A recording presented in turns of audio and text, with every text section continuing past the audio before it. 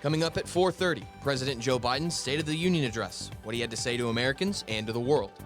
Plus, the death toll is rising after the 7.8 magnitude earthquake in Turkey and Syria as relief efforts continue. And locally, the rain continues to fall from yesterday. Will it continue? All that and more on this edition of UCentral News.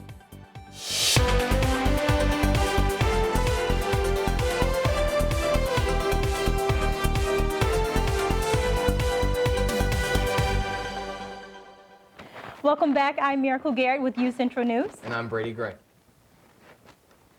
President Joe Biden faced a tough and at times hostile crowd as he addressed the joint session of Congress Tuesday night in his second State of the Union. He stood his ground as Republicans heckled and booed. Still, he insisted lawmakers work together instead of fighting. CNN senior White House correspondent MJ Lee has the details. Because the soul of this nation is strong, because the backbone of this nation is strong, because the people of this nation are strong, the State of the Union is strong. President Biden seizing on a major primetime address to a joint session of Congress to reflect on the past 2 years. The story of America is a story of progress and resilience. And lay out his vision for the next 2. Let's finish the job. Biden describing an inflection point for the country, arguing that the U.S. economy has made a turnaround. 2 years ago, the economy was reeling. I stand here tonight after we've created, with the help of many people in this room, 12 million new jobs. That the COVID pandemic is now in the rearview mirror. Today, COVID no longer controls our lives. And also touting some of his major legislative accomplishments. I signed over 300 bipartisan pieces of legislation since becoming president. A notable difference from Biden's last State of the Union address, Republican House Speaker Kevin McCarthy seated behind the president. And the new Speaker of the House, Kevin McCarthy. At times stoic as Democrats applauded the speech. Our democracy remains unbowed and unbroken. And at other times visibly trying to quiet his colleagues as they heckled Biden, including on the topic of entitlement cuts. Some Republicans want Medicare and Social Security to sunset. I'm not saying it's a majority. Let me give you, anybody who doubts it, contact my office. I'll give you a copy. I'll give you a copy of the proposal. Look. Still, the president insisting that he will work with the other party. There's no reason we can't work together and find consensus on important things in this Congress as well. Foreign policy also in the spotlight following the dramatic downing over the weekend of a Chinese spy balloon.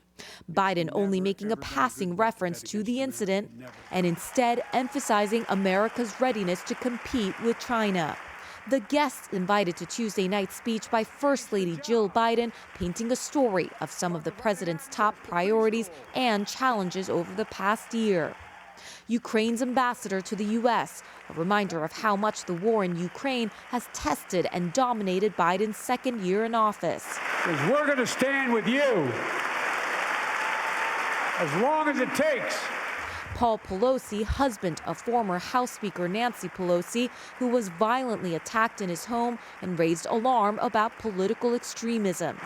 But such a heinous act should have never happened. We must all speak out. And the parents of Tyree Nichols, a man whose death after a violent beating by police officers prompted outrage and grief across the country. Let's commit ourselves to make the words of Tyler's mom true. Something good must come from this. All of us in this chamber, we need to rise to this moment. We can't turn away. Many experts see the address as an unofficial starting point to Biden's expected campaign to seek a second term in office for the man who is already the oldest to ever serve as president. And the death toll from the magnitude 7.8 earthquake that struck Turkey and Syria on Monday has climbed to over 12,000, and tens of thousands more people are facing serious injuries. Turkish president arrived at an emergency relief area on Wednesday in the city of Kahramanmaraş, which was near the epicenter. Drone video over the city shows collapsed buildings and rubble caused by the intense quake. Freezing weather and conditions in the area are further endangering survivors and complicating rescue efforts, as more than 100 aftershocks have struck the region since. Also, with the new updates on this tragedy, President Biden announced his sympathies towards those affected. I want to take a moment to, on behalf of the American people, our thoughts and prayers go out to the people of Turkey and Syria. You know, the death toll is rising. It's one of the worst earthquakes in that region in over 100 years.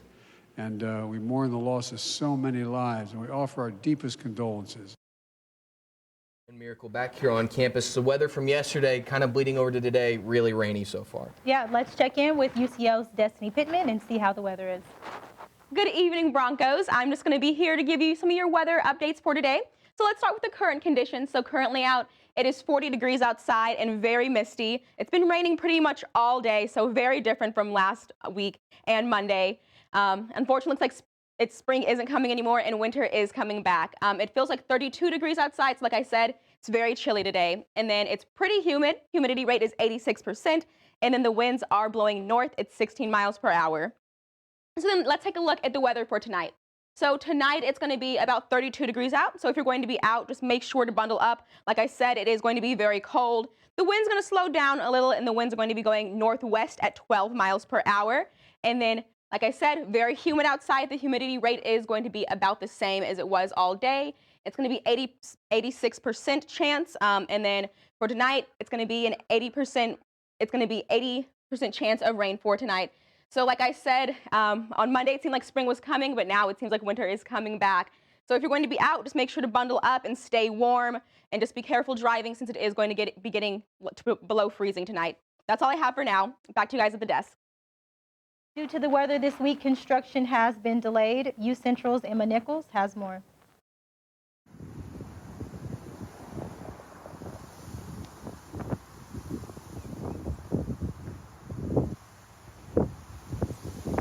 Due to the recent inclement weather, portions of Blackwelder Avenue from Campbell to Main Street construction project have been delayed. The project was originally projected to wrap up around February 20th, weather permitting.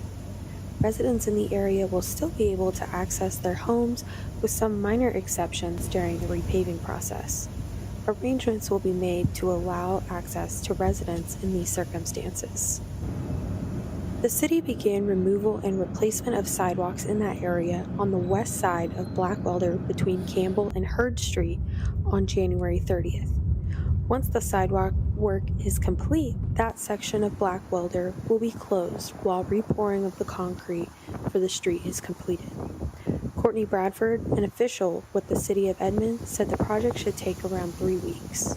The construction, which you can see behind me right here, is part of a nearly $800,000 concrete reconstruction process for sidewalks on Blackwelder Avenue. For more information on this project or road reopenings, please visit edmondok.gov. Emma Nichols, UCentral News. Thank you, Emma. And the UCO Film Studies will be hosting the Spring 2023 screening series on February 15th at 5 p.m. in the Communications Building in Room 120. The free screenings will be showcasing the film Tejano Night, along with a Q&A with the director Alex Rosales, as well as the film Ricochet by Jeff Adichie and Chihiro Wimbush. The screening is a collaboration with the Oklahoma Cine Latino Film Festival, and admission is free for those who attend. The UCO peer health leaders are hosting a Treat Yourself event on Tuesday, February 14th from 11 to 2 in the Cherokee Room 213. There'll be free food, resources, and engaging fun activities. They have also arranged to bring in a speaker to encourage students on becoming more independent and fulfilled as they pursue their studies here on campus. And we got a quick look at the weather earlier, but we'll have a more in-depth look with Destiny Pittman on the other side. Keep it here, Broncos.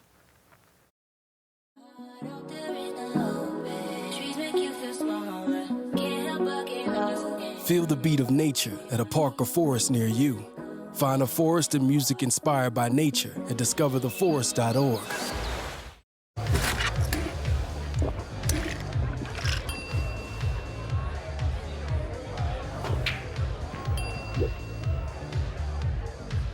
If you need to do something to feel okay to drive, you're not okay to drive.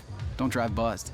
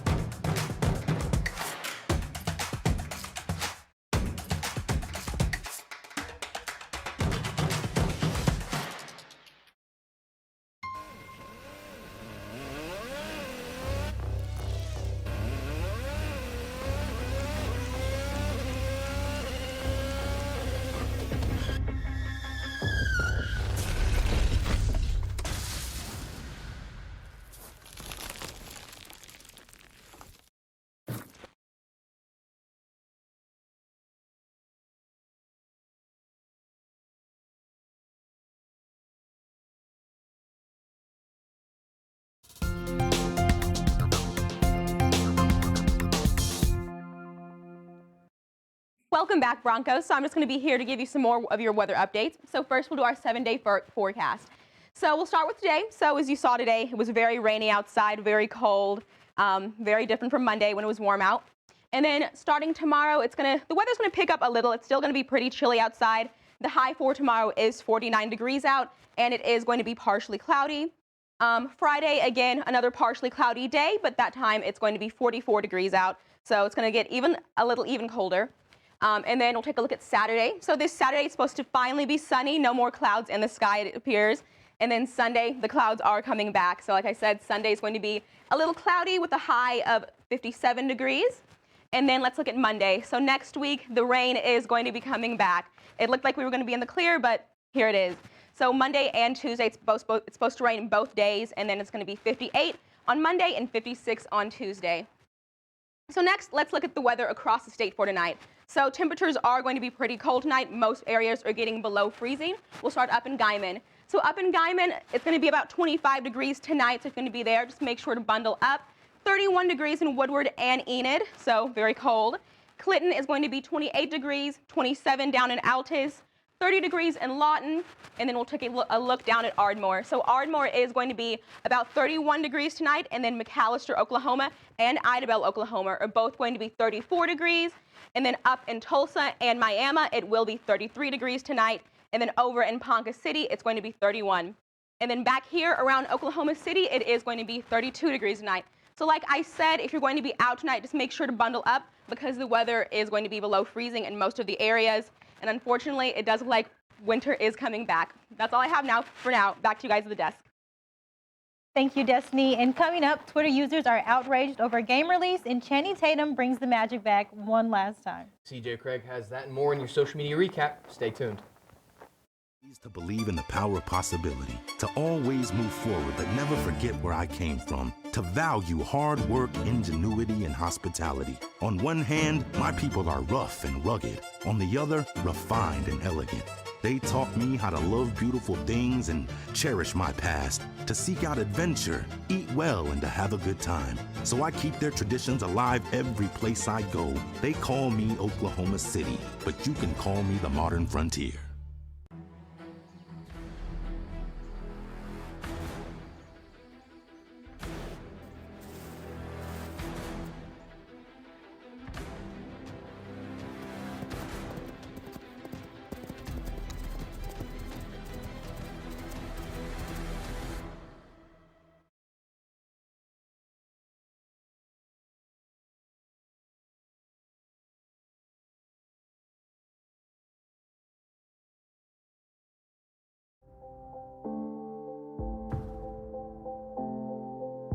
UCentral News as a whole, you got to be in those different areas, like being on camera, being off camera, being in the control room. And so I feel like that is what prepared me most about being in the workplace. UCentral and the Mass Comm department has provided me all the tools and the fundamentals that are needed in order to thrive well and thrive fast at my job.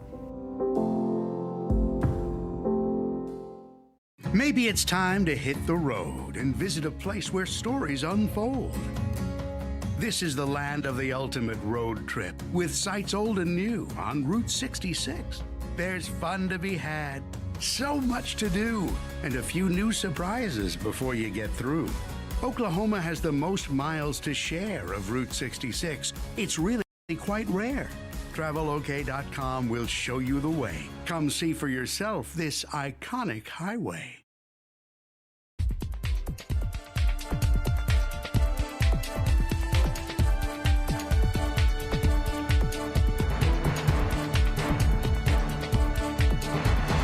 Welcome back, Broncos. I'm CJ Craig, and I'm here to give you your social media recap for this week. Let's go ahead and dive right into it.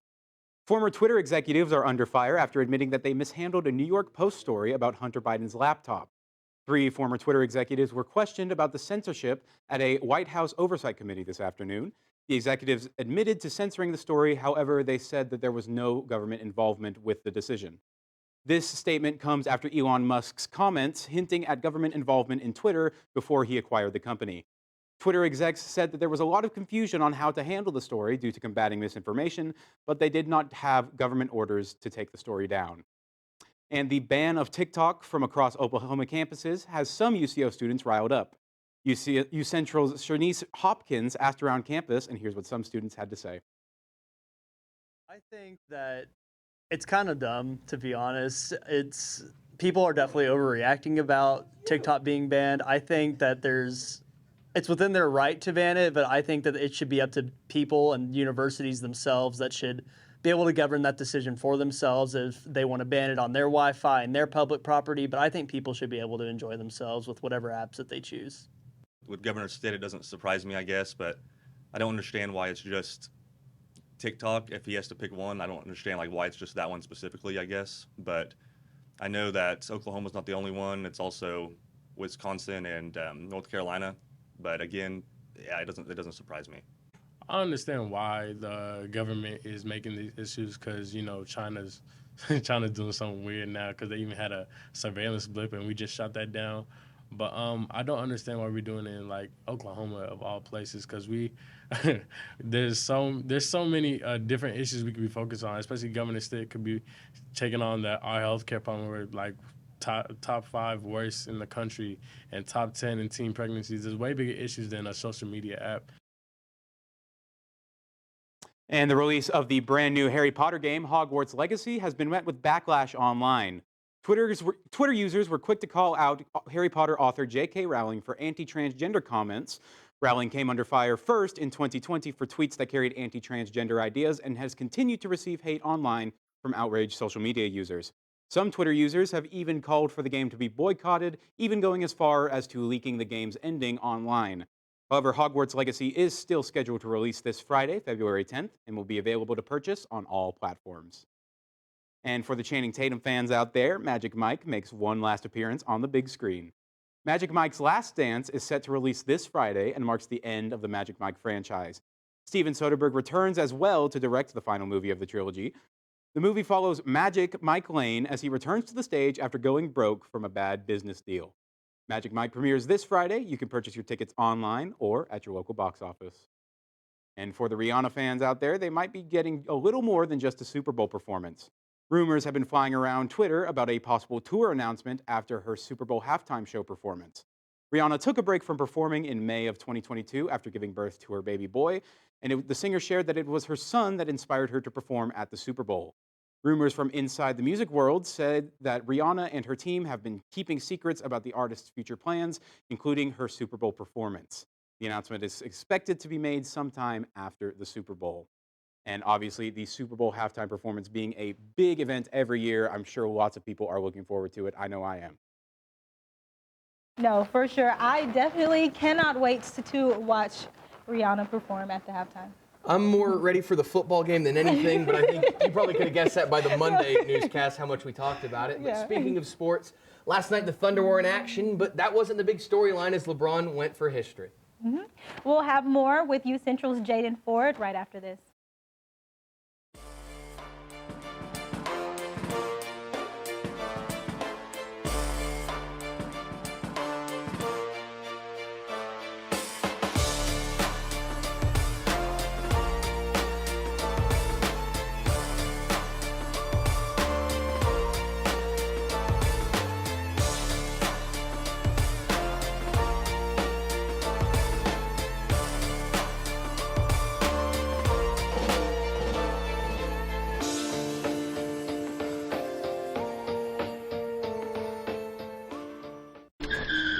If I could go back and change it all, I would. I think I'm gonna miss you the most. I'm sorry. I'm so sorry. I'm so sorry. Maybe it's just the little moments.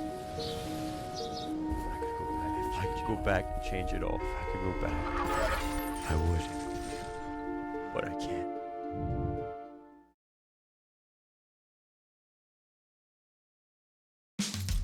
You can achieve a lot using your imagination. I mean, I don't like to brag, but... Wait, who's that? And why is she all over these achievement awards? But with STEM, the sky's the limit. Shaboom! Use STEM to envision... Okay, I'm seeing it. Yeah! Invent... Got any ideas? I've got a few, actually. And create a better world. Told you she's super smart. If she can STEM, so can you. Find out more at She Can STEM. In the land of wonder and awe, you won't believe you see what you saw. Where there's something to do for young and for old, where stories are written and then they're retold. Visit travelok.com today. Come see for yourself and come out to play.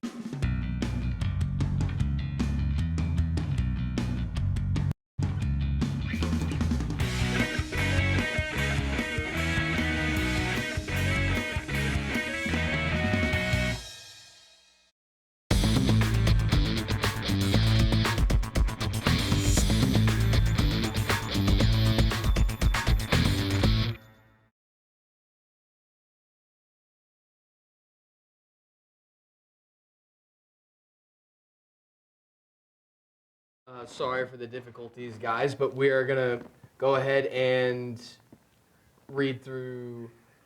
We're going to go through the sports. Excuse me, I'm getting in my ear. Central's baseball team finished last week with a 5-2 win over Oklahoma Baptist and was scheduled to play in a game today against Southern Nazarene until it was rescheduled due to rain. The Broncos will now play SNU Thursday at 3 p.m. This weekend will be busy for Central as they play Mary University in back-to-back games right here on campus. Be sure to support the team as they are currently 3-0 on the season. Keep it rolling, guys. And last night, history was made for LeBron James, GOAT James, or whatever you really want to call him, as last night he did it. Against the Thunder, LeBron James will pass Kareem Abdul-Jabbar's all-time scoring record. We're going to kick it to Jaden Ford for the latest. Yes, LeBron James did pass the all-time scoring record last night in only 3 quarters and on only 20 shots, and the record is now his. In year 20, the 38-year-old has showed no signs of slowing down, causing many to believe if he can keep this record up, he will eclipse 40,000 total points, making it almost impossible for anybody to break. Congratulations, LeBron, and well-deserved. And even with last night being all about LeBron and the Oklahoma City Thunder, they did not let the moment outshine the purpose. Shai Gilgeous-Alexander led the way in scoring with 30 points. Rookie guard Jalen Williams had a great game, scoring 25 points and tracking down 7 rebounds. Also, Josh Giddey helped solidify the win, scoring 20 points and finishing with 6 total assists. You can catch that game Friday when they face the Portland Trailblazers on the road. Thank you, guys, and back to the desk. And sorry about that, Broncos, but we're going to have one last look at weather on the other side. Keep it here.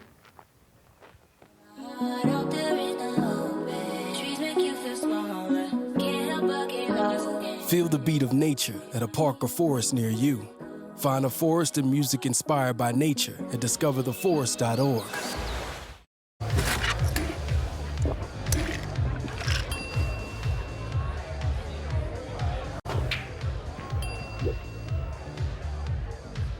If you need to do something to feel okay to drive, you're not okay to drive.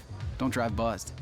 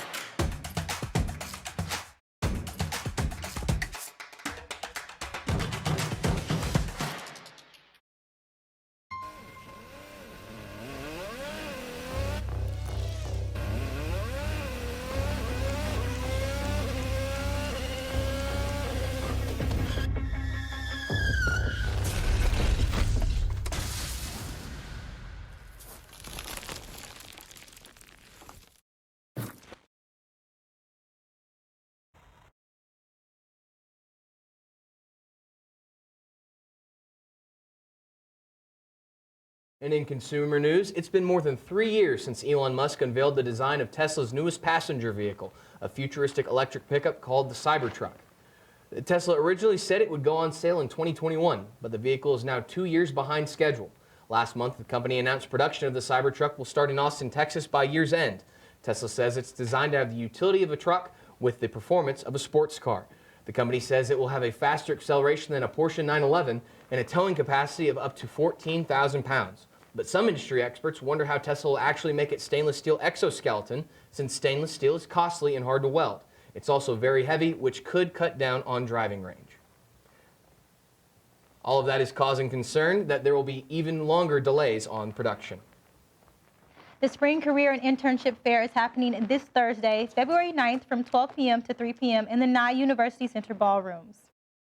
This event will feature many employers and organizations to discuss internships, graduate school, and other employment opportunities. The UCO Career Development Center encourages students and the public to explore the wide range of careers offered at this event. And let's take one last look at weather with Destiny Pittman. Destiny? Hi, Broncos. So just a few more things before we go. These are some of the main weather highlights I just want you to pay attention of in the next few days. So like I said, tonight there is a 70% chance of rain starting at 11 p.m. So if you're going to be out at that time, just make sure to have an umbrella with you and also bundle up because like I said earlier, it is going to be 32 degrees tonight. Next, it's also going to be a little windy tonight with gusts of wind going as high as 23 miles per hour. So just make sure to pay attention to that if you're going to be out and about. And then lastly, even though it is cold and rainy and dark out today, tomorrow it will be partly sunny and it's warming up just a little bit. Thank you. That's all I have now. Back to you guys at the desk. And love might not cost a thing, but it is not cheap either. Valentine's Day is right around the corner, and Americans plan to spend nearly $26 billion on the holiday. And that's according to a survey from the National Retail Federation. On average, most people said they will spend about $192. That's up from $175 last year. The increase is mostly due to people buying gifts for not just their significant other, but pets, friends, and coworkers as well. As for the gifts, no surprises, the top Valentine's gift is expected to be candy, followed by greeting cards, flowers, an evening out, and jewelry. And I've got to certainly get on top of things for Valentine's Day. My fiance will not be happy with me if I don't bring something. No, not at all. You have to definitely come correct. Yeah, absolutely. But thank you so much for tuning into this edition of UCentral News Broncos. For everyone here, I'm Brady Gray. And I'm Miracle Garrett. Have a great evening.